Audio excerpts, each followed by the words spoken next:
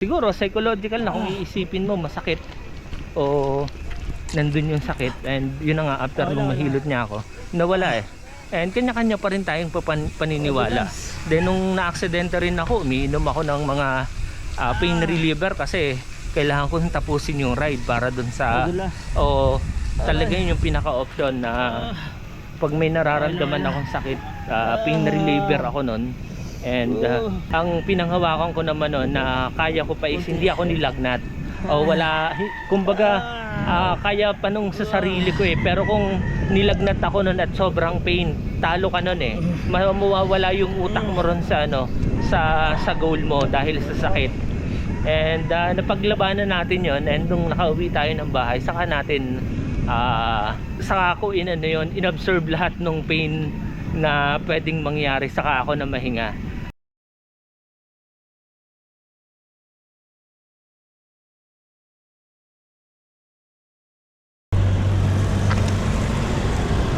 Babalik lang ako dito lang dahil sa may arko eh. Ingat, ingat.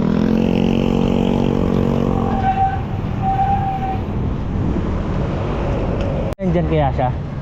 Si Manghihilot? Okay. Yung bahay na rin. Sige, puntaan ko na lang. Salamat. Ayun guys, dito tayo sa silang ngayon, sa may arko ng silang. Try natin pahilot tong pilahin natin. Ang daming nakapila para magpahilot. Pahilot, yan. Ayun guys, dito lang sa arko ng silang. Silang Manghihilot. Ayun. Isang malaking pasasalamat yung hilot sa atin. And kailangan kong bumalik papuntang Biloso, doon ako dadaan papuntang Cedarwood. Biluso. Pasok na tayo rito guys. Ito na yung malapit na daan pa uwi. Tiningnan ko na kay Google, wala nang budol dito kasi daan ng sasakyan yung rorotahan natin. Papunta tayong Divine Mercy, isang bulusok, ahon ng konti and kanan. Ayun na. Ito yun guys. And dyan sa unahan, kwento natin yung eto, ang sarap sa pakiramdam eh. Nagpahilo tayo sa silang arko, yung Manghihilot. May recommend din sa akin yan ng mga taga rito na talagang may manghihilot dun sa lugar. And yun na nga, ang laki ng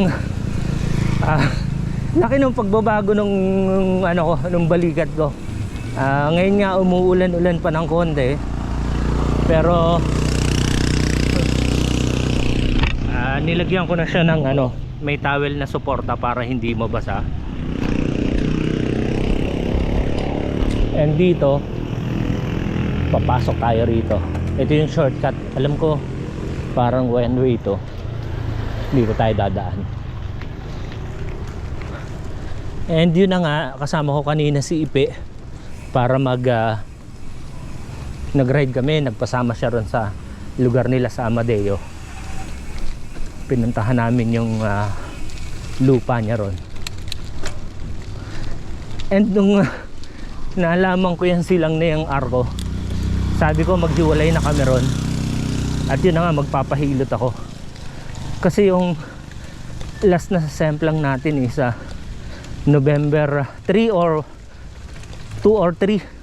Parang yun, nung November. And tuwing umaga, nararamdaman ko pa yung kirot. Hanggang papunta ron sa papuntang bicep. Nararamdaman ko paggising na may kirot. And yun na nga, nagkataon kanina napadaan tayo rin sa Manghihilot dyan sa silang mismong dun sa arko. Pagpapunta ka silang proper, nandun siya sa left side. And nung ang haba ng pila, ang dami guys sa pila, talagang pinupuntahan siya. And before ako yung nakapila, nandun ako sa labas. Dun sa kwentuhan pa lang nila, yung kwento niya na advice eh, parang nasa sayo pa rin yung ginagawa mo, and mararamdaman mo naman kung ano talaga yung mga umiipektong mga gamot. Yun yung sinasabi niya na naririnig ko. Yan ay base rin sa akin experience na medyo nahihirapan tayong humarap sa camera one hand, and yung baldado pa nga yung kaliwa yung hinahawak ko sa camera. Pero ito okay lang kasi nandito tayo sa loob. Ayan, konti. Yun na, nung nandun, naririnig ko yung mga sinasabi niya, mga advice niya, na ikaw pa rin yung nasa iyo pa rin. Kailangan maramdaman mo yung iniinom mo na tama. And narinig ko sa kanya yun, mahirap nga yung yung marami kang ipinapasok sa katawan mo. Dapat kung ano yung isang gamot, sabi niya yung herbal na all in one, na isa lang ipapasok mo, hindi yung maraming gamot na iinumin ka. Magkaiba kami ng case, pero additional info lang din yon na para sa atin. Kung ano yung nakakapagpagaling sa iyo, yun lang dapat inumin mo, hindi yung ang daming iniinom na gamot. Isa yun dun sa learnings bago ako hilutin niya. And nung medyo nangangalay tayo guys, and nung portion ko na, yung sinabi niya sa akin, una nabahala ako eh, kasi sinabi niya na ay grabe, sobrang tagal na yan. Sabi niya November pa. Sabi ko ano naman po, ngayon ko lang uli nararamdaman yung pain, na parang ngayon nga malamig o ano. Sabi niya yung ugat pag nagbare o nakabara dun sa balikat mo, pag tumagal yan o itong ganitong nangyayari sa'yo, uoperahan ka na niyan. Yun yung sabi niya sa akin. Ako naman parang nandun agad yung pagkabahala ko, opera eh, di ba? O parang nung una kasi relax lang ako, nabugbog, na hindi naman ako nilagnat. Yun yung pinangahawakan ko. And eto na nga, sabi niya, yan sakit, itinatapon yan, hindi minamahal. Yun yung sinabi niya sa akin. And yun na nga, inumpisahan niyang gagawin niya yung lahat ng makakaya niya. Siyempre yung support naman natin at paniniwala na mapapagaling tayo nandun. May mga bulong siya, and yun na, ginawa niya rin sa braso ko, lahat pinaputok niya. May something na mga pumutok dito sa siko ko, sa balikat ko at saka sa mga daliri. And after niyang gawin yun, sabi niya marami ka nang maigagalaw dyan, and dito sa may kinakapa ko sa may balikat ko, yung parati kong nahawakang masakit biglang nawala. Yun yung sabi ko nga,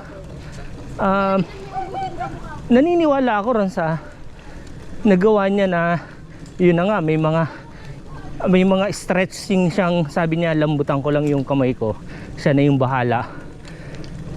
Sinunod ko lang sa kanya, and yun guys, na ito na naman, maganda na yung naging sirkulasyon ng braso ko.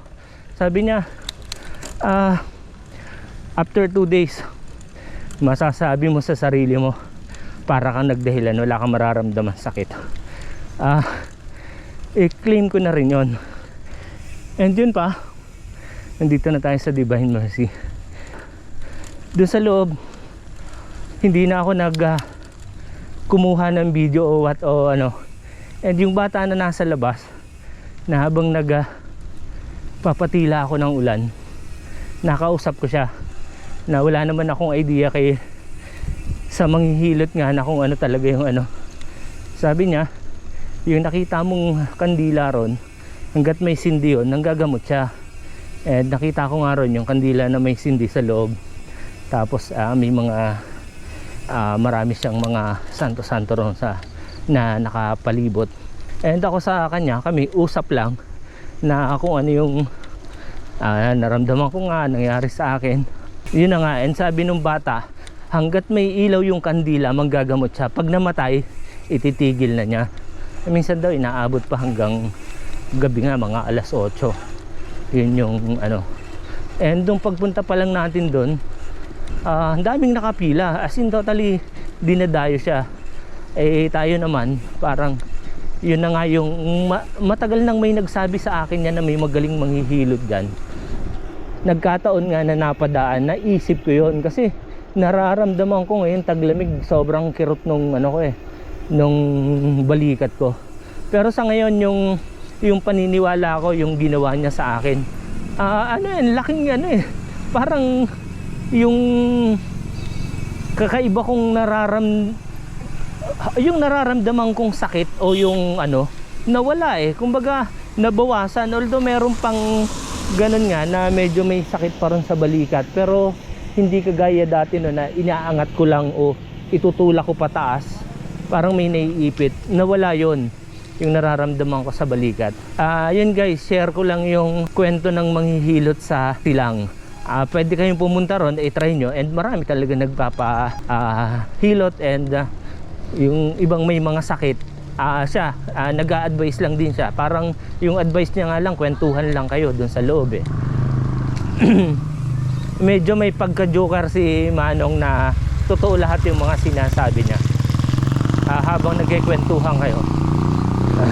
Yun nga sinabi niya sa akin, sobrang tagal na noon, November pa yung nangyari sa akin, bakit ngayon ko pa lang daw ipapagamot o o kung kailan matagal na. Kasi pag tinubuan na ng laman o yung balikat ko nandun na sa posisyon na yun, opera, medyo nabahala ako. Pero nung sinabi niya, nung nagtugunugan sabi niya, nagtagkalan na yung mga kalawang, parang na-feel niya na mayroong pagbabago rin sa kanyang hilot.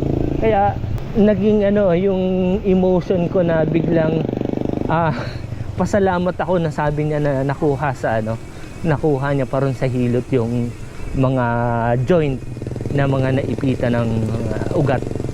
And yun, medyo maganda na yung pakiramdam natin ngayon, unlike dun sa mga nakaraang araw na may gumagapang na pain. Yun yung minsan mali yung galaw, yung patalikod na hawak ko papunta sa harap, yun yung parang may naiipit. Yun yung sobrang sakit. Yun guys, yun lang yung kwento natin tungkol sa manghihilot sa silang. Nakwento ko lang yung experience ko, and nandun na naman yung paniniwala natin na hilot pa rin. Tapos yun nga, donation ka lang sa kanya kung magkano yung ibibigay mo. Hindi siya nagsasabi kung magkano yung bayad sa hilot o May gamot siya ron, yung langis, 40 pesos. Yes, bumili tayo noon, and ang sabi niya, paniniwala, wag pahakbangan.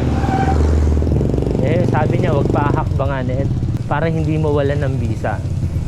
At least ilagay natin sa taas na hindi hahakbangan. Pangahawakan natin yun. Yun lang guys, and yun lang yung kwentong natin, kwentong tagkal sakit dahil sa hilot ng silang. Nagkikwento lang ako, yung depende pa rin sa paniniwala kumbaga ako, na-experience ko yung nangyari sa akin, and parang yung psychological na yung sinasabi ni Manong na parang motivate ka niya doon sa mga sinasabi niya, na sabi nga niya sa akin, yung sakit isa itinatapon niya, hindi minamahal, inaalis sa katawan.